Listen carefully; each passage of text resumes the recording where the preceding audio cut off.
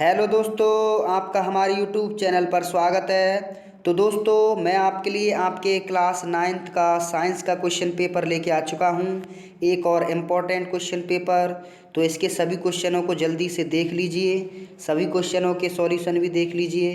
तो देखिए दोस्तों, जो पहला क्वेश्चन है आपका, रमन प्रभाव किसे कहते हैं। तो ये इम्पोर्टेंट क्वेश्चन हैं ये सभी, तो इनको देख के ज़रूर जाएं।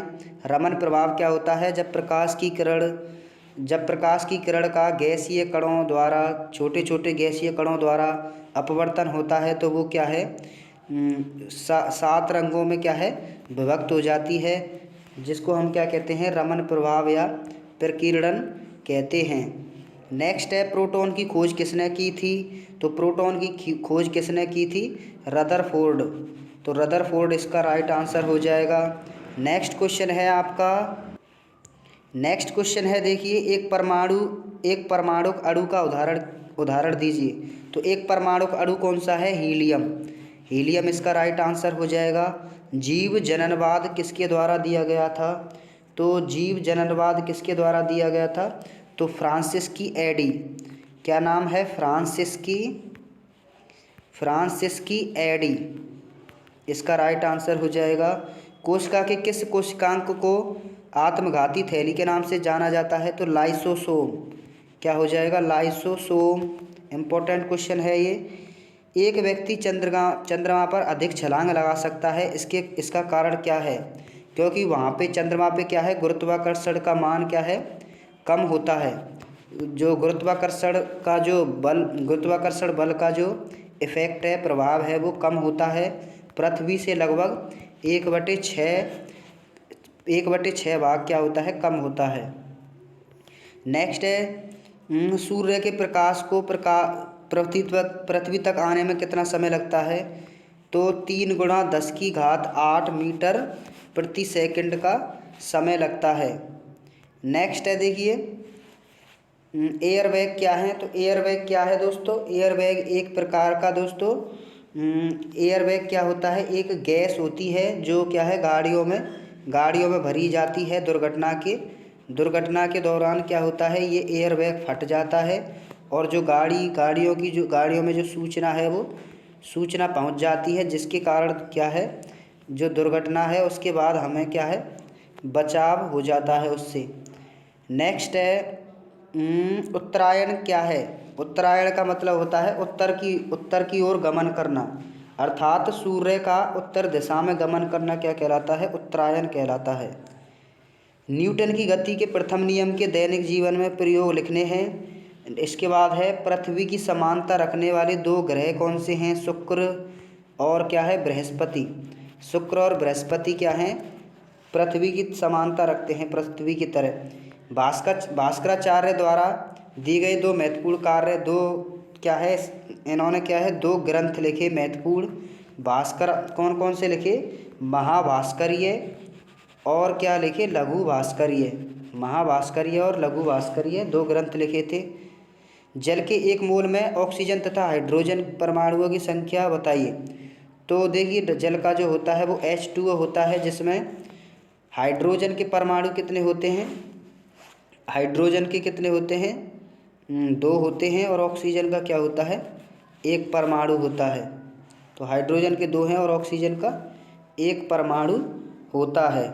नेक्स्ट है देखिए, पतंजलि ऋषियों द्वारा दिए गए 8 चरणों के नाम, 8 योग चरणों के नाम तो कौन कौन से हो जाएंगे? एक तो है यम, दूसरा है नियम, तीसरा है आसन, फिर है प्राणायाम, फिर क्या है, ये क्या है, क्या है दोस्तों, इसका नाम मुझे याद नहीं आ रहा है। फिर है धारणा, फिर है ध्यान, फिर है समाधि। तो ये 8 लिखने हैं, आपको मिल जाएंगी। नेक्स्ट है, जाइलम की संरचना तथा कार्य। तो जाइलम क्या है? एक क्या है दोस्तों, संवहन ऊतक होता है। और इसके कार्य क्या है? जल क्या है, जल को क्या है, पत्तियों तथा तने तक पहुंचाना।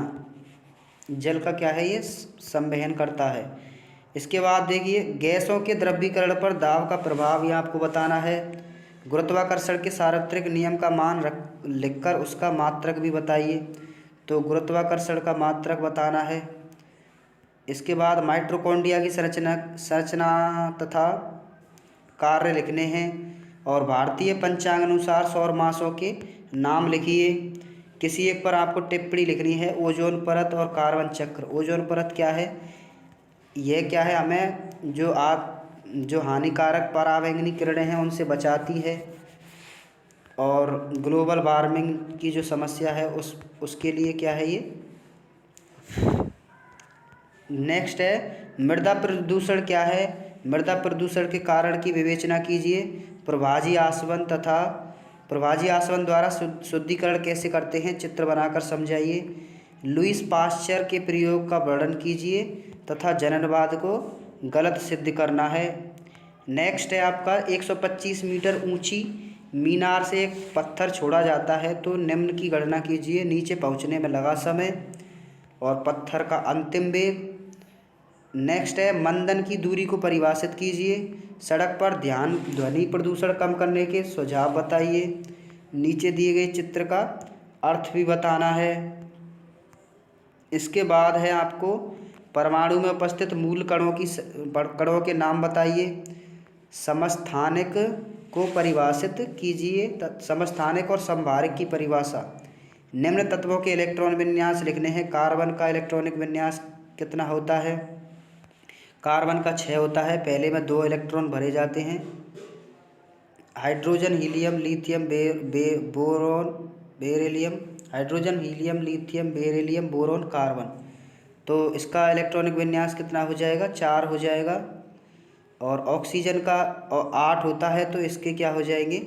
इसका 6 हो जाएगा। और सोडियम का 11 होता है तो 2 8 और इसका 1 हो जाएगा इलेक्ट्रॉनिक विन्यास। नेक्स्ट है या फिर अथवा में कर सकते हैं। परमाणु क्रमांक को परिभाषित कीजिए। परमाणु के थॉमसन प्रतिरूप का संक्षिप्त रूप में वर्णन कीजिए। नील्स बोर के परमाणु प्रतिरूप की मुख्य अवधारणाएं बताइए। इसके बाद है जड़त्व क्या है? 27वां क्वेश्चन है ये। और पानी से भरे टैंकर को भरते समय उसके ऊपर कुछ खाली स्थान छोड़ दिया जाता है, क्यों छोड़ा जाता है? इसके बाद आर्किमिडीज का सिद्धांत बताइए। या फिर अथवा में ये संवेग संरक्षण का नियम, घनत्व तथा आपेक्षिक घनत्व में अंतर, विरामावस्था में चलकर कोई रेलगाड़ी 10 मिनट में 72 किलोमीटर प्रति घंटे की वेग से चल रही है तो रेलगाड़ी का त्वरण ज्ञात करना है आपको। ए बराबर, तो इसका फॉर्मूला लग जाएगा एस बराबर U T plus half of A T विरामावस्था से। तो ये इसका फॉर्मूला लग जाएगा half of A T square. इसके बाद है रेलगाड़ी का त्वरण। रेलगाड़ी द्वारा इस वेग तक पहुंचने में तय दूरी आपको ज्ञात करनी है। तो यहाँ पे आपको क्वेश्चन समाप्त होते हैं। इनको ज़रूर पढ़ के जाएं। Thank you.